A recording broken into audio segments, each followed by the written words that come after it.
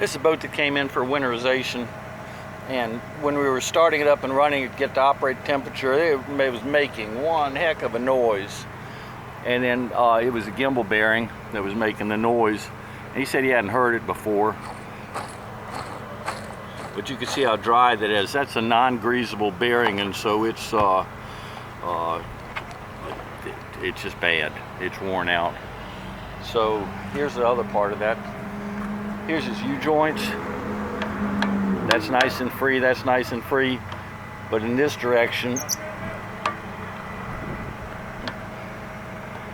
it should flop back down, but it's just completely bound up. So that was probably another part of the problem, is that it doesn't move freely. So we're gonna have to do something about his gimbal bearing also. Our gimbal bearing's already done.